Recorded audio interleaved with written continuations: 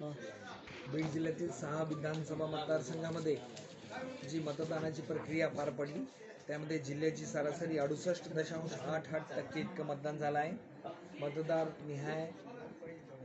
मतदारसंघनिहाय जी मतदानाची सरासरी झाली ती पुन्हा एकदा उद्धृत करतो. गेवराई 72.72%, माजलगाव 67.24%, बीड 62.18%, आष्टी 73.05%, केज 63.48% आणि परळी 75.27%. या सर्व ठिकाणी निवडणूक निर्णय अधिकाऱ्यांच्या देखरेखीखाली आणि केंद्रीय निवडणूक आयोगाने जे निरीक्षक नियुक्त केले आहेत त्यांच्या देखरेखीखाली ही कार्यवाही पार पडणार आहे. टपाली मतपत्रकांसाठी प्रत्येक 300 टपाली मतपत्रकांसाठी 1 टेबल आणि EVMसाठी प्रत्येक मतदान केंद्रासाठी 1 टेबल अनुषंगाने एका फेरीमध्ये 14 EVMची मतमोजणी करण्यात येणार आहे.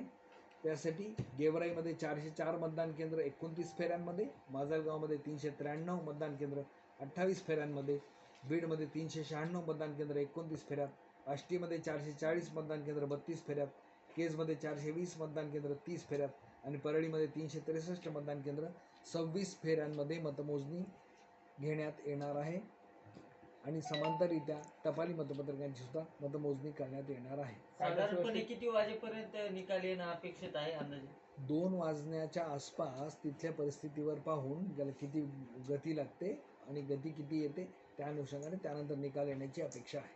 कायदा सुव्यवस्थेच्या दृष्टिकोनातून काही अतिरिक्त फोर्स वगैरे बोलवलेला आहे? कायदा सुव्यवस्थेच्या दृष्टीनं कार्यवाही केलेली आहे आणि तशी काळजी घेतली. सर, मतदानाच्या दिवशी अनेक कर्मचाऱ्यावरती देखील हल्ले झाले होते. मतदान केंद्र फोडण्याच्या घटना घडतात. अशा घटना किती आहेत आणि त्यांच्यावरती काय कारवाई केली? अनेक ठिकाणी कर्मचाऱ्यावरती देखील हल्ले केले गेले. एकूण 3 ठिकाणी असे हल्ले केले गेले.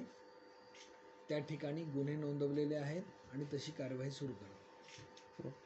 धन्यवाद.